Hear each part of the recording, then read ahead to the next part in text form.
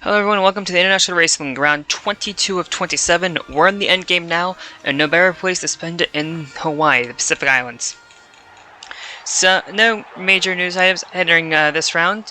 3 cars were sent to the rear of the grid after their antics in Australia. Lou Grainer for not acknowledging blue flags. The 30 car of Lucian Yushin for failing to pay attention multiple times, including causing an incident that sent Brandon DeThorne into the wall. And car 75 of Bogra Daniel, who is the points leader entering this race, was also sent to the rear of the field for causing one of those crashes on the front straight, where she basically hooked a hard left and took out a few cars. This is a 2-mile track in the middle of Pacific, on the Hawaiian Islands. Very fast 2-mile track, similar to Michigan, might we add. However, this track is mostly different from everywhere else on the calendar, because the concrete and asphalt that you can kind of see in the background is a dyed orange, thus giving it a little bit different aesthetic, if that makes sense. Also, the track is, because of it, is a little cooler than what you expect, considering that we're in the middle of where we're right in the middle of the Pacific Ocean and we're near the equator. With all that being said, let's take a look at the starting grid for the round of Hawaii. Pierre Lamont is on pole, and Rich Roy is on his outside. We might be seeing a bit of a resurgence from Roy, considering A. Smithley has been running really well recently, and Roy, well, this is not a track we expect him to do good at, and yet he's on the front row. Row 2, Nate Orman, Dolores Madrigal back, trying to take the Independence Trophy lead. Row 3, Tim Korting, Mikhail Sokolov a part-time driver, and Korting a very good qualifying run. Row 4, Jake Bennett, Viola Ling. Ling desperately needs this for her title hopes. Row 5, Lou Hemmington and Boya Barley, both part-time drivers. Hemmington also Formula X driver. Row 6, Masana and DeThorin. Masana trying to get to the points lead. DeThorin, well, out of the championship, is just looking to win a race this season. Rexhaw and Sonoda, row 7. Or not Sonoda, Todoroki in row 7. Row 8, Ingy Ayerson and Nate Smithley. Again, good qualifying effort for Smithley and Roy Inc. as a whole. Ayerson maybe a little bit more, but nothing too bad. Row 9, Matthew Evans and Edmund Berlin. Row 10, great qualifying effort for Kyle Rest, not so much for Regazzoni. Row 11, Wesley Jewell and Ryan Raber, especially a track we thought he'd do well at, not exactly a good starting spot. Excuse me. Row 12, Caitlin Tannerhill and Sully Souza. Row 13, Alyssa Hart and Cassandra Hendricks, both are part-time drivers. Row 14, Jeffrey and Wendy Chakaspere, really doing a good job considering that the team has been thrown into the wind. Row 15, Holiday and Victoria Endenov, right where we expected. Row 16, Moana Cravallo, making her first start, and Maria Andromeda, a part-time driver for the THH Motorsports. Row 17, Aiden Jackson and Gase Bryan wanted a bit more. And row 18, Casper Ackerman and David Bison. Devin Butler and Danny Marca both hit the wall in their qualifying laps, so they starting a little lower than they want to. And then Daniel, Grainer, and Nyushin all sent to the rear of the field. All are sorted by their original qualifying times. Bogra Daniel would have been on the front row, so kind of a shame that what happened to her. On with the race. Pierre Lamont hasn't been on the front row in a long time, so this is a nice sight. And Rich Roy, well, this season's been horrible for him, so he's hoping today is going to turn that around as the green flag flies here in Hawaii. In the round of Hawaii, the first time any major series is visited here is underway. Nate Orman gets a great start, and it looks like that's a little slow to begin with. Probably because Roy's leaning in. Roy's has never been good at these high-speed ovals. Anyway, Lamont takes lead entering turn 2. It looks like Orman and Korting's gonna have a look. Actually, Korting's gonna have a look underneath the 24 car. But Nate Orman is gonna try to fight him off using the draft of his teammate. Almost comes down with Korting, gives him plenty of space though. Lou Grainer, Lucian Yushin, and Boga Daniels all sent to the rear of the field, and one of them is making progress through the field. 75 car, you might just see the frame. There she is, above the frame, up the grid. Looking at the Team Star USA car of Cassandra Hendricks, making a return. That black car behind her is Moana Cravallo. making her first start of the season. Hendricks, this isn't her first start. Orman going for the lead now. This is on lap 5. Nice. It's not lap 5, lap 2, excuse me. It's been a long day. Orman. Looks like he's going to try to take the lead by the time they enter turn 3. Looks like he will. Nice move made by Orman. Lou Hemmington, car number 2, back his 4 guaranteed independence trophy starts start next weekend. And, start actually next time we around. I'll be at Daytona. Car 59 making a run. Try to come back to the lead. The University of Motorsports cars, every time we are at these high-speed ovals, they excel. Now, Daytona's a high-speed oval, and Charlotte's a high-speed oval. So I expect these two to, I wouldn't say run away with the field, but lead a good portion of it. Here's Mikhail Sokolov. Car 57, his last start was, I want to say, the US 500, where he probably could have won if it wasn't for him misjudging his braking. Anyway, car 57, Jake Bent Motorsports having a great run. Here's Orman coming back at his teammate. This has been a fun little duel, and they're pulling out a little bit over Kyle West, who's having a good run so far, and Hemmington. Looks like Orman's going to take the lead, exiting turn number 3, actually maybe at the exit turn number 4. These two have not been racing each other too hard. I don't think there's a reason to. But Orman is going to lead this lap. But we're looking at car number 29 of Rich Roy. He's fallen all the way down to 23rd place. So Roy, I wonder if he had a qualifying step on that car. Grant, has never been too good. These ovals, they were 4 wide near the front of the field. That's Inge Eriksson. Moving down a bit on the 57, Mikhail Sokolov. Looks like he's trying to give him Kyle West. Doesn't matter. They're in the wall, and big crash in lap 8. Boyle Barley's involved. Look, this is the bad spot for Eriksson to be. Borga Downs are the points leader. Hart, Rayburn, Todoroki, all in the wall. So is the Yushin. So 3 of the 4 independents are in this wreck. Bulgar Daniel, car number 75, who's deep in the field. Let's see. Big Claus moving over. So, Allison Auto just ran the back of her. And then Hemmington's got damaged. Ryan Raber went almost upside down, and that's a shame. He's excited for this race. Here's Ryan Raber. Ryan Rickshaw's car was upside down. Both the Team Star USAs were hopeful they were going to have a good run today. And, well, Wesley Jewell had a huge lick. So did David Bison. Here's on board of Bison, the 88 car. Track kind of clogs up. There's nowhere to go. That's a big look for Rickshaw and Jewel. But everyone in this incident was okay. We're going to be on board Ryan Rickshaw. I want to see what happened. Because someone I think came from underneath. There's William Varley who got clipped. It looks like Varley's out of control and they just happened to be there. Again, a racing incident.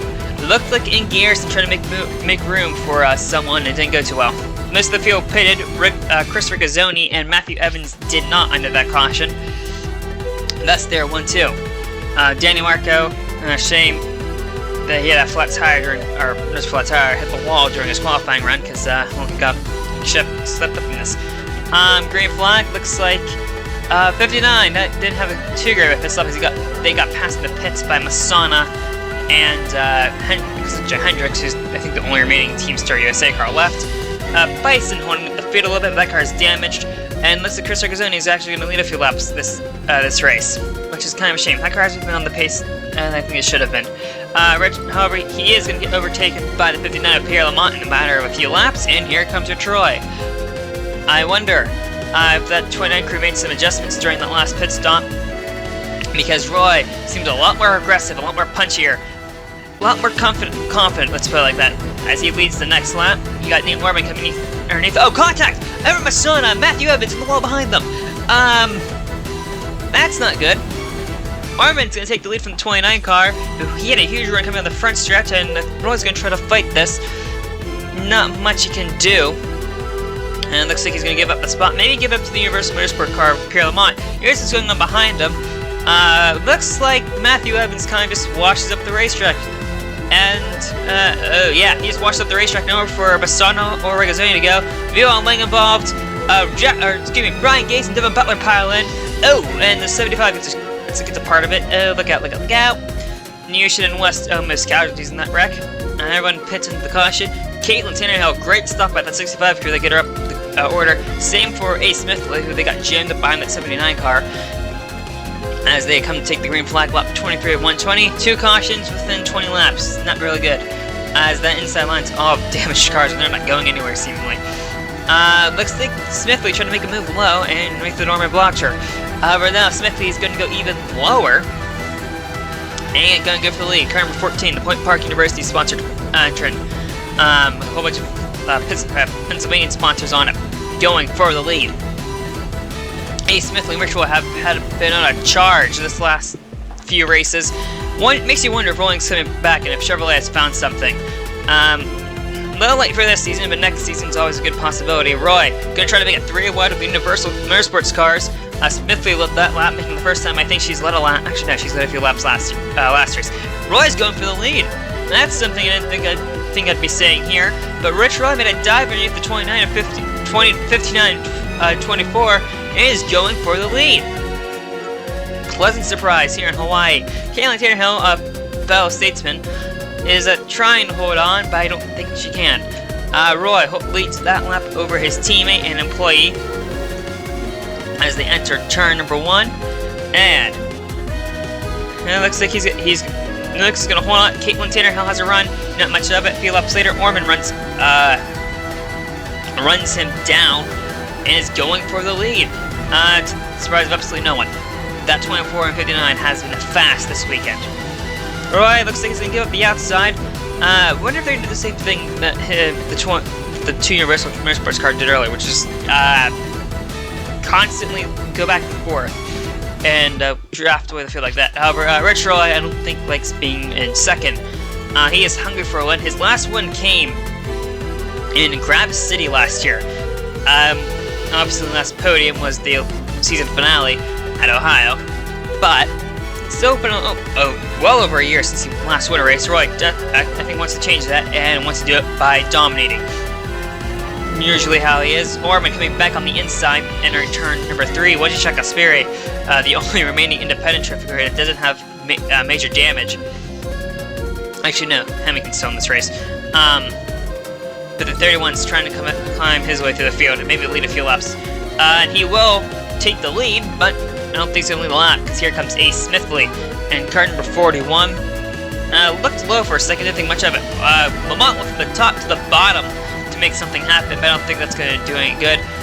Here comes Ace Smithley. Shaka Spirit actually might lead this lap, despite the fact that both the Roy cars are fighting him for all he's worth. To the line.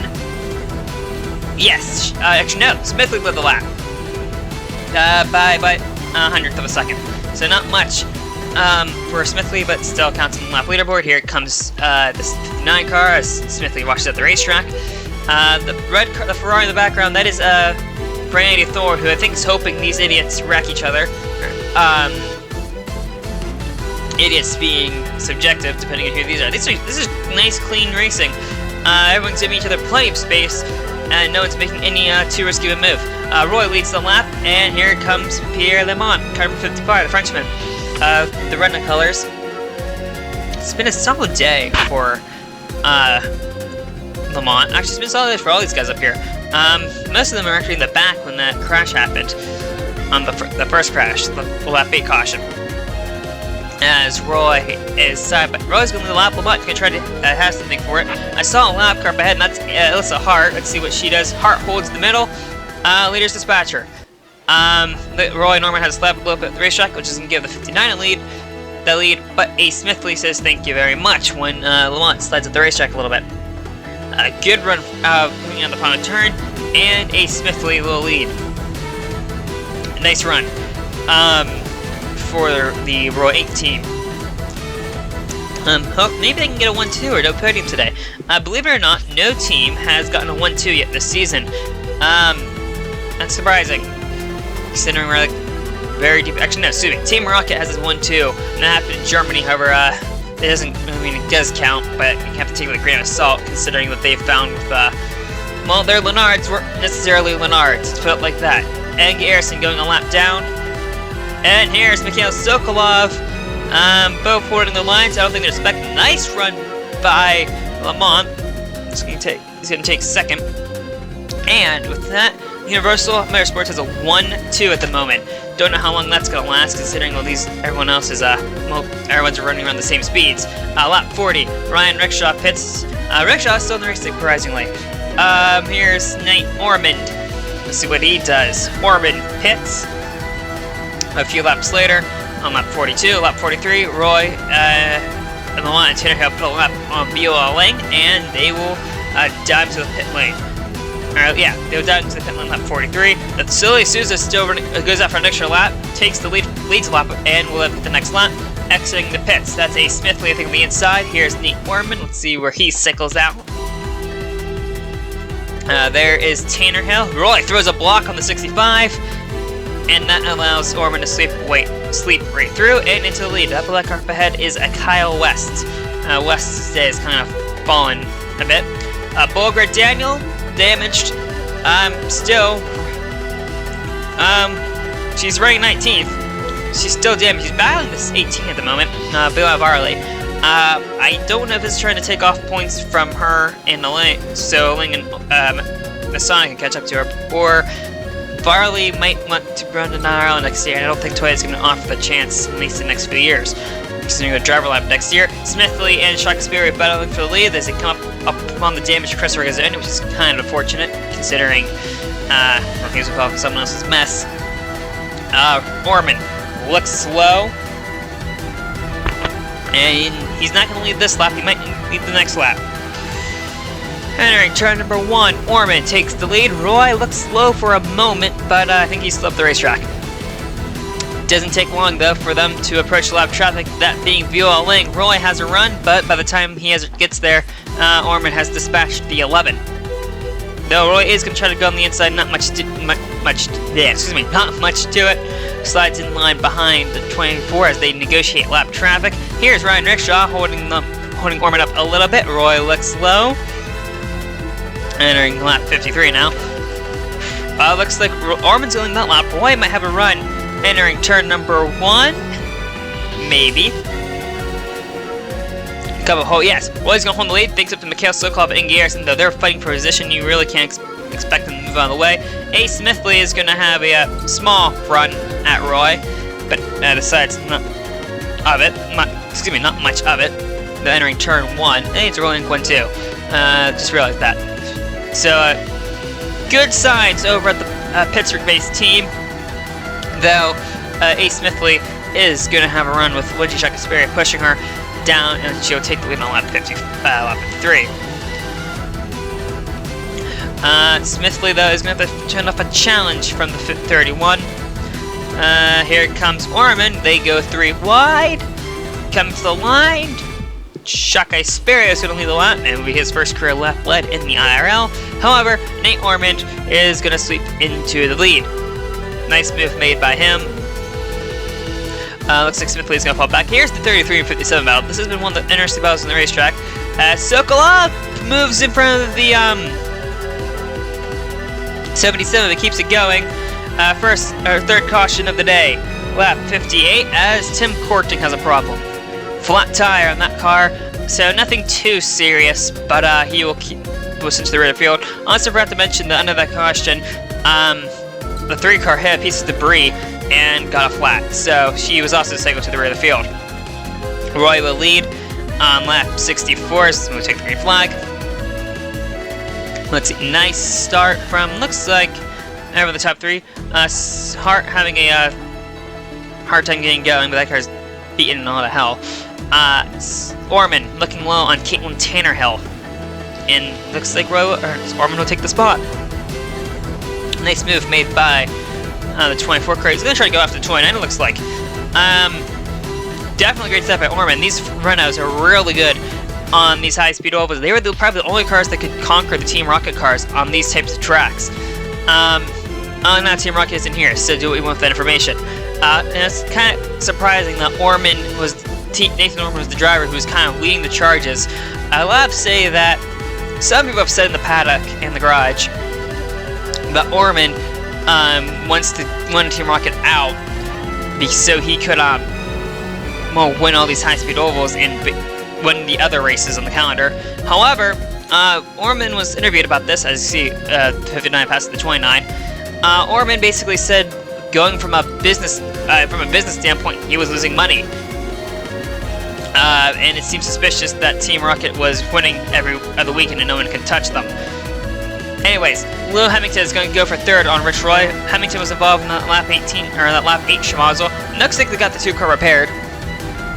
And the Mercedes factory driver is going to make an attempt to take the lead, make an attempt to challenge the front runners. Hemmington is going to have third of that lap. There's a few dents on the side of the 2 car, but that's kind of to be expected. You can't buff everything out. Still, the British driver having a great run.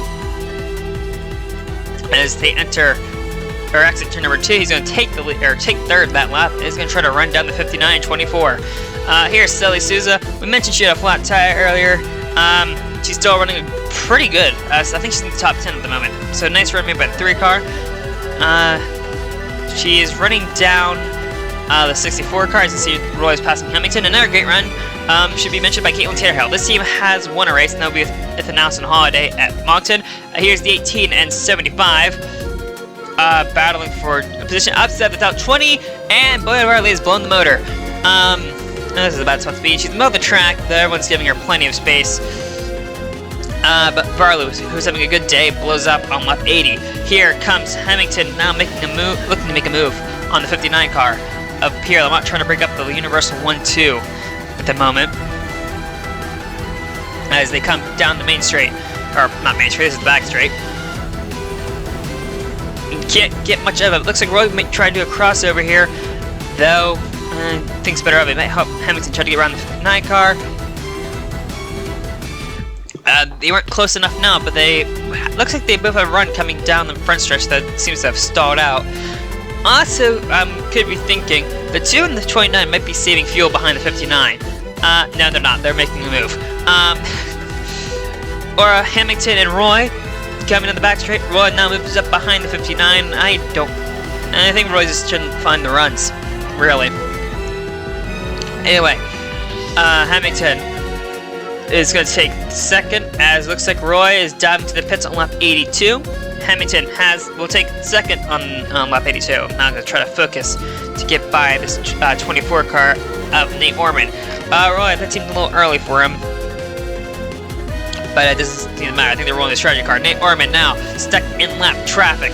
Let's see what we got. Regazzoni hits the pits. The 11 holds out the 59, trying to bail into the pits, and Hemmington takes the lead. So with the help from lap traffic, new race leader, car number 2, and a few laps later, they will both pit. Let's see. So Laurent, who isn't happy over the radio with the 11, exiting the pits. Looks like Orman's up ahead. Orman's going to be ahead of the 2, maybe. No, Hemmington gets ahead of the 24.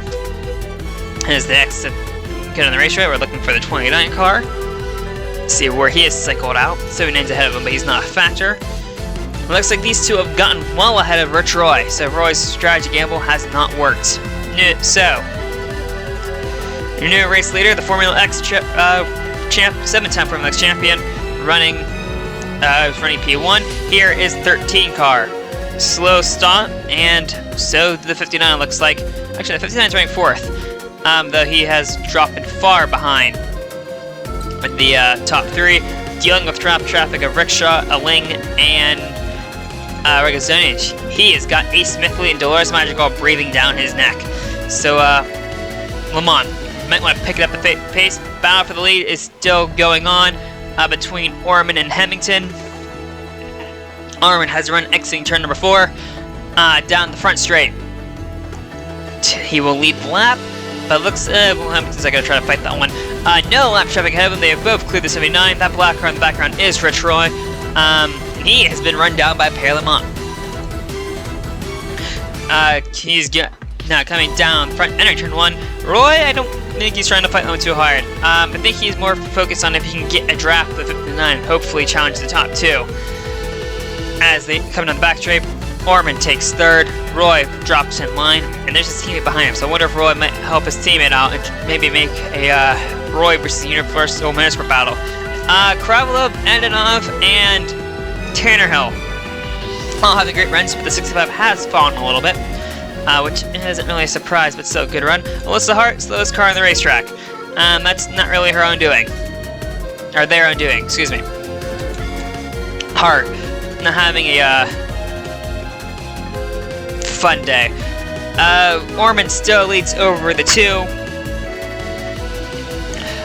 Nate Orman is honestly having a great day so far. Nothing really has gone wrong compared to his teammate, which is a little suspicious, but due with the information. Orman, rumors is this team might be coming back next year, especially the Team Rocket's gone. Tanner Hill heads to the pit lane, lap 60, that 65 car. A lap later, on lap 107, here comes Orman. So does the 2 on the next lap. That's front shot in front of him. Apparently, these two made contact when the 84 was entering his pit stall. Hemmington isn't exactly happy at him because apparently he slowed up way too suddenly, and that's what Hemmington thinks of it. He spins the 84, but he's also around. Oh, that's not good. The race leader takes himself out, and Andy Jackson nowhere to go in a spectacular collision, which sees Lou Hemmington apply for the British Olympic gymnastics team, but Lou Hemmington out of the race after, honestly, a silly mistake. And that's going to be an onboard camera for the ages. Big crash, Hemmington out, and that's kind of unfortunate. He was, honestly, looking for the race lead. Not many laps to go, lap cars are out of the way. Nate Orman leads his teammate, Rich Roy, and Ace Smithley. Only one driver inside the top 2 drivers inside the top 10 have won a race. Orman and Casper Ackerman, who's running 9th at the moment. Let's see if they change that. Coming to the green flag, Orman gets a great jump with the rest of the field. He caught his teammate sleeping. Looks like he actually got the rest of the field. Looks like Lamont caught Roy sleeping. Actually, it looks like that looked a little intentional, because Roy got going and then slowed up for a second. I wonder if they're playing something over at the Roy camp. Anyways, Orman leads. Is Lamont going to be a rear seat gunner, or is he going to go for the win himself? Both drivers, well, mainly Orman's in charge of the championship. I don't know, or is trying to go for the championship. Looks like Roy is moving out of the way for Smith to get a run, but Lamont's move looks a bit more forceful. Lamont going for the lead as the Roy team apparently using team orders. I noticed Roy slide up the racetrack and let Smithley get underneath of him. Orman tried to hold the bottom but failed. Smithley is not going to have a run above the 24 using the draft of the 59. Great move teamwork made by the Roy Inc. gang. As he's going to try to get past this 24 car, maybe have a run at the 59. Roy staying in the draft of both the 24 and his teammate. Both are having solid runs and hopefully trying to capitalize with a win. Smithley, though, moves out of the way to let his teammate get a run on the race leaders now. Looks like the 29 and 14 are drafting each other, slingshotting each other down in the turns to get a run. And looks like Smithley is going to check up the 24 a little bit. Roy, though, can't seem to get the move done. The Roy Inc. teamwork has kind of started to backfire. Mainly because I don't think that these two cars are strong enough to be doing that. And what they're doing is allowing Pierre Lamont to get away. Orman has realized this and is going to try to get past the 29 and 14.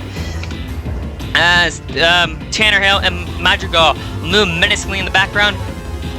Looks like the 14 have gotten low. It looks like the Ryan King is trying to go for at least second, which wouldn't be bad at all. Orman, though, has a run on his teammate. Roy's trying to fend off Dolores Madrigal, so it looks like it's every man for themselves over the Roy Inc. camp. Their 10th lead has failed, and now Roy's throwing up small block on Madrigal, and that might work. Yes, it will. Madrigal falls back in line. Smithley gives his teammate room. Meanwhile, Orman is getting ever closer on his teammate. Is there going to be team orders? Are they going to let the 24 go through, or are they going to fight it out? Or it looks like Lamont slides the car up a little bit, but if that was intentional or not. But Orman is going to take the lead of the race. Actually, no. Lamont is fighting him, so that looked like that wasn't intentional. Lamont wants to go for the racing themselves. That's exactly what the rolling cars want to see. I wonder if they could try the slingshot thing again. No. Smithley's racing his teammate a little too hard, but they're both going to get around the 59 car. Nate Orman takes the lead of the race. Smithley racing his teammate. Roy racing both of them. Entering turn 3. Orman takes the lead. Smithley takes the second. And looks like the Roy guys are gonna fight it out for second. Coming this time, this is the white flag. Last lap here for the Ride of Hawaii. In what has been a pretty eventful race. We've seen drama, crashes, some controversy, some stupidity on parts of some drivers. Orman, looks like he has his race under control. Here comes Lamont, though, on the 14. I don't think the 14 is anything for Orman, but Lamont may have something for the 14. Entering turns 3 and 4. Orman has last taste of victory break before the US 500. He's going to taste the sweet champagne in Hawaii as the Universal Motorsports 1-2 as Perry Lamont barely clips Ace Smithley at the line. Here is a closer view of that. That's how close Ace Smithley was to getting her best career result. Though third place is still her best career result, and it's a great day for Royal Inc. They are celebrating like they won the race. So Lily Souza and Caitlin Tannerhill get 5th and 6th. Great results for them. Madrigal 7th. Good for her Independence Trophy. So for Shaka Sperry 9th, Antonov in 8th, and Moana Caravella runs at the top 10. Great result for the rookie. And debutante. DeThorne and Ackerman both fell in the final restart, but still good results, along with Andromeda and Berland. Tim Korting made up most of the ground despite having a flat tire. Drainer, Daniel Masana, despite having damage, both rallied to a top 20, and Cassandra Hendricks, so I don't think was experienced enough to hold on to higher spots. West and Newshin, West won more, but still good result. Newshin had damage, so with Marco, Regazzoni, Aling, and Rickshaw, all did great jobs with damage to their race cars. Bolger Daniels was able to extend a little bit of the lead over Danny Marco, but not much, and Masana and Ling were extremely lucky that the top two both received damage. The series will return as it visits Florida in the high banks of Daytona. We hope to see you there.